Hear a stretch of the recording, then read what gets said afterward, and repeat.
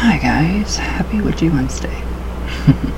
Alright, so we're going to go right back into the Greek goddesses, and it's just so amazing. This has been an incredible, I'm loving this. So, alright, now we have Athena. So Athena, Roman Minerva.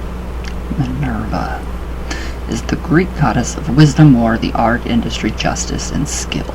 She is a favorite child of Zeus. She was born fully grown out of her father's head. She was born fully grown out of her father's... Okay. Her mother was Metis, goddess of wisdom, and Zeus's first wife. Zeus swallowed Metis when he discovered that she was pregnant because he was terrified of the prospect that she might birth a son more powerful than he. So, Ortigren has noted the unusual characteristics of this goddess, one of the most powerful deities inhabiting Mount Olympus. Ooh, so, where'd it go?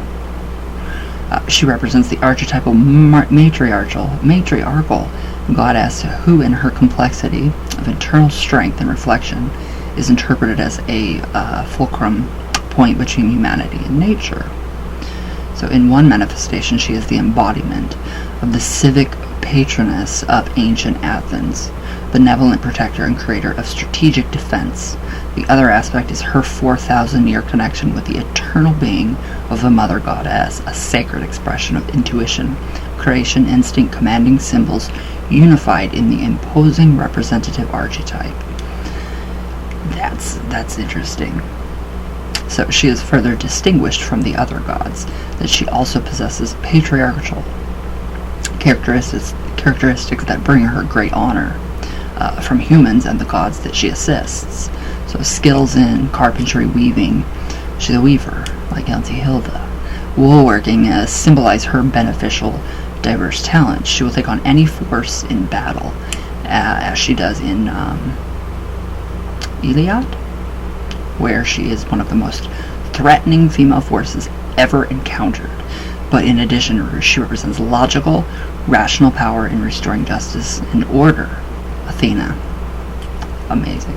So, archetypically, she is the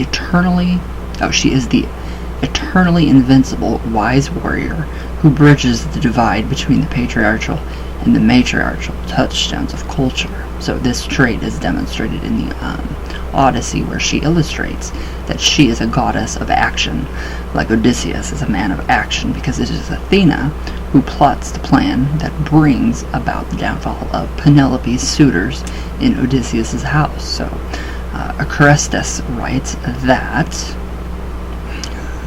I love this, so Athena shows this same leadership and action in the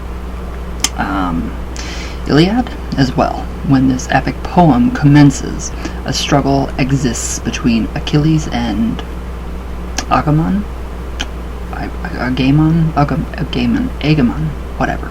Athena comes to Achilles and warns him of his rage. She promises him gifts if he holds himself from quarreling. Iliad 84. So during the action of the Trojan War, Athena assists the Achaean lines frequently.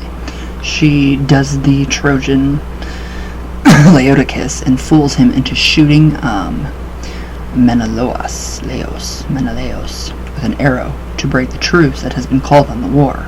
Iliad 148. So however, to protect her beloved Achaean Menelaus, she forces the arrow to deflect from the belt, down the belt, instead of killing him. So throughout the entire book, she spurs them on, which motivates the Achaean, causing them to strive for victory. She also gives Diomedes, an Achaean warrior, strength and daring. So she puts springs into the limbs of Tydides, his feet, his fighting hands, and helped him with fight orders. So the goddess of battle fought as other Achaean soldiers might have. So she levered Sthenelus out of his car, a twist of her twist, and the man hit the ground. Athena, the goddess. It is just very interesting. So Athena is a dominant figure in Greek mythology who accepted no authority except perhaps the command of Zeus. So she's a great warrior who could defeat any foe, one who had a taste for battle and the ensuing death and chaos that resulted. Not only was war her courage and battle skill noted, but also her immense intellect and capacity for stratagems, skills that many a modern CEO would definitely use. I love that. I love that about Athena. It's amazing. That really is the warrior. Now we have Artemis. So Artemis, Roman Diana, was the twin sister of Apollo. So their parents, Leto and Zeus, armed with a bow and arrows made by Hephaestus and the Cyclops. She roamed the forests, not only hunting wild animals, but also contributing to their safety and reproduction as the goddess of the hunt and the protector of wild beasts. So, it was in the cities that she was transformed into a goddess of fertility and childbirth. Ancient depictions of the goddess associate her with the moon, so as she wore a crescent lunar symbol above her forehead, which sometimes made her identified with Selene, goddess of the moon. Isn't that little thing that everybody has, like, they're, like, tattooing that little crescent moon right there? I would never do that, but to each their own. Okay, so now, one legend of how she became associated with fertility and childbirth is given by Ledbetter. So, in one legend, Artemis was born one day before her brother Apollo. Her mother gave birth to her on the island of Ortiga. Ooh, that sounds wonderful. Then, almost immediately after her birth, she helped her mother to cross to the straits over to Delos, where she then delivered Apollo. So this was the beginning of her role as a guardian of young children and a patron of women in childbirth.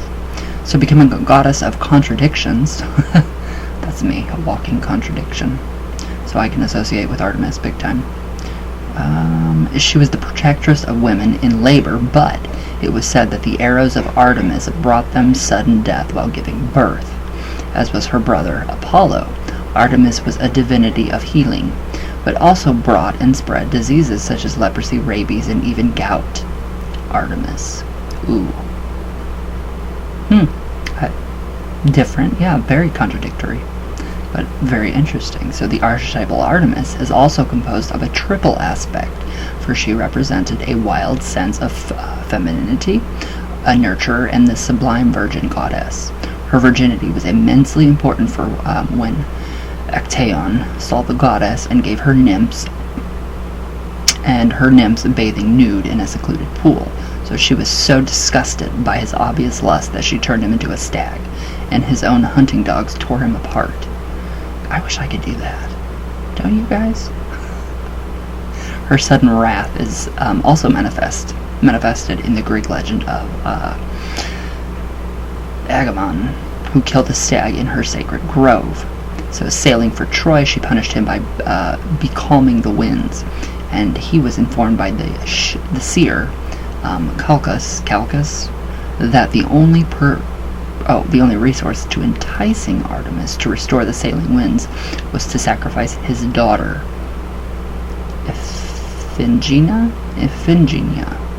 Iphigenia.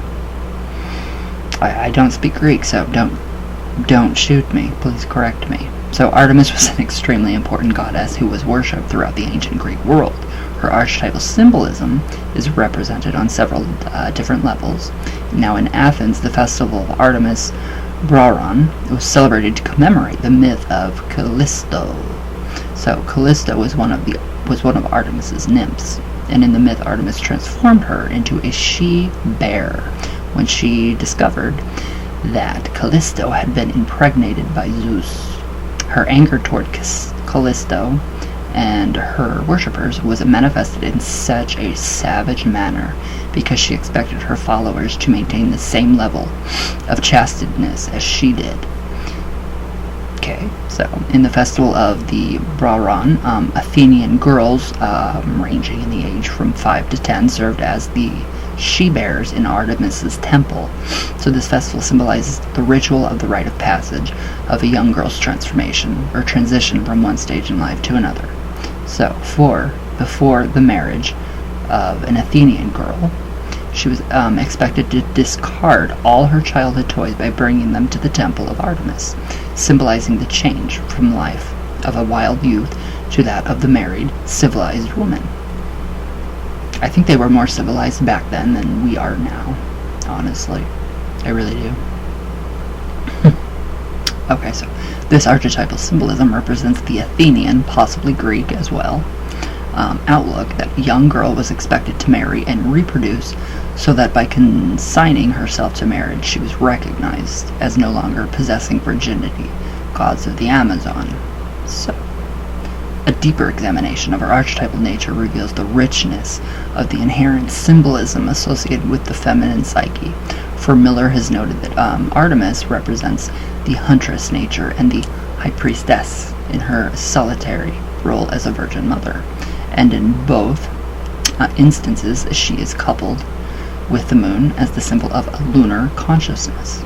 As the Virgin Mother, she is the archetype of their anima mundi, paradoxically and simultaneously the Immaculate Virgin and Great Mother, within whose makeup is contained the total cyclic natural processes and its relationship to time, transcending time while constantly living in an eternal now.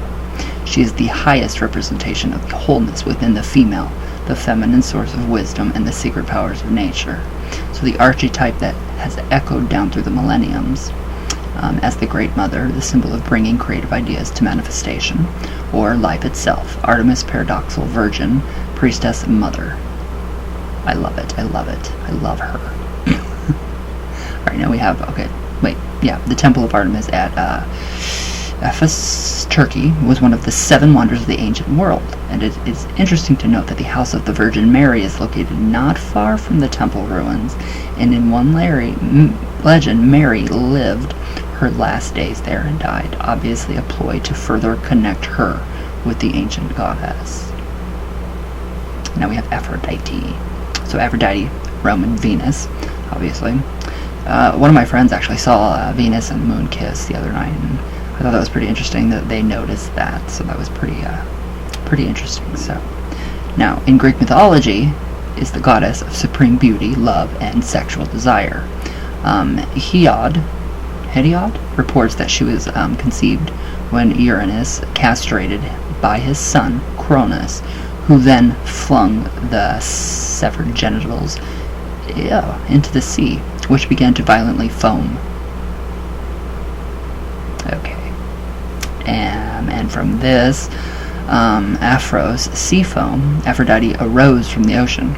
Her archetype of the feminine fatale and goddess of sexual desire is clearly manifested in the story of the beauty consent between the 3 Greek goddesses Athena, Hera, and Aphrodite.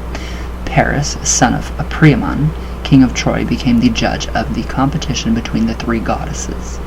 All 3 in secret came to Paris and offered him a gift in her if he chose her. So Athena would have provided wisdom, Hera honor, and Aphrodite the love of the most beautiful woman in the world. So Paris chose Aphrodite, and was granted Helen, who was already married to Menelaus, king of Sparta. Thus Helen was the face that launched 1,000 ships, and she became Helen of Troy, the cause of the Trojan War. So Aphrodite, in her various aspects as a goddess of love and fertility, was originally an old Asian goddess clearly connected to the Mesopotamian Ishtar, and the Syro-Palestinian goddess Ashtart. Lindenmans. So her archetype is further illustration of the many different and varied aspects of the ancient goddess that were venerated by followers who greatly praised her ability to awaken love. So, however, in the ancient world, she was also associated with the sky and the sea, far from the historical age of Homer, 700 BCE, up to the age of Theodosius the First, and the legal recognition of Christianity, which was 381 CE. So Aphrodite was worshipped as Urania, or Queen of Heaven, and when she appeared as the morning and evening star, the planet Venus, all her devotees recognized her manifestation of the moon. Furthermore, Moon writes that, at the same time, Aphrodite's domain was not limited to the natural worlds of love, beauty, sea, and sky. As Queen of Heaven, she was a goddess of royal sovereignty, the begetter of kings, in statuses created for her temples, on coins, and in popular art. Queen Aphrodite appears sitting on a throne, bearing a crown and accompanied by lions, all symbols of royal power. Nor was her role as a goddess of sovereignty limited to the Greek-speaking world. Aphrodite was especially prominent during the period of the Roman Empire when Julius Caesar and other rulers recognized her in their patron and ancestors. So the source of their divinity and kingship, and a fresh look at the religious traditions associated with Aphrodite from the earliest Greek sources through the Hellenistic period and up until the Christianization of the Roman Empire. So discloses a continuity in her role as a goddess of sovereignty. So the literary evidence, beginning with Homer, Hesiod, and the Homeric hymns, as well as the visual evidence of religious art. So throughout this period of over 1,000 years, present Aphrodite as an ancestor of kings. In her oldest known myth, her descendants ruled in Asia Minor, while the latter development of this myth brings her son, Aeneas, and his family to Italy to found the Roman civilization. This ancient tradition was revitalized by the rulers of the Roman Empire. So above all, Julius Caesar. Where did I go? Believing that the divine right to rule rested on an empire above all. Ancestral bond to the Queen of Heaven known to the Romans both as Aphrodite and as Venus. They continued to build on this foundation of sacred kingship. Wow, I love it. I love Aphrodite, so obviously.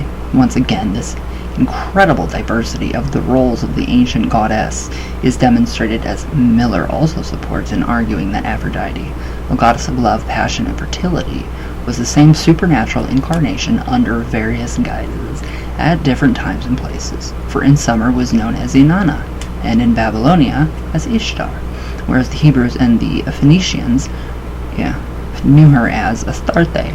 Now the Persians as Anita, Isis to the Egyptians, the Indians as Shakti, and of course as Venus to the Romans, mighty Aphrodite.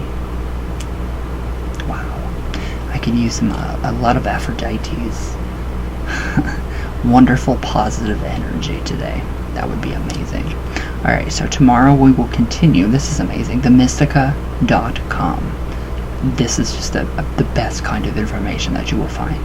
Personally, I have found this to be amazing, especially The Golden Bow by James Fraser Gray. Just look up The Golden Bow. It's a wonderful book. Very good. So tomorrow we will go into, this still ties into Lilith.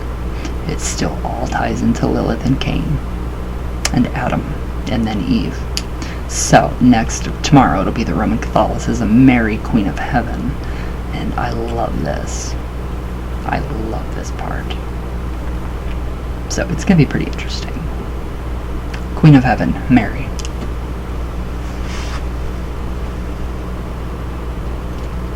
So, yeah, lots of contradictions surrounding her. Big time. But, alright guys. Well, I hope you guys enjoy. I love you all. And I'll see you guys tomorrow. So, all my love all the way from, of course, Venus, all the way back down. And I will see you guys tomorrow. Happy Witchy Wednesday. That was loud. Sorry. And I love you guys. And I'll see you guys tomorrow. And have a good day.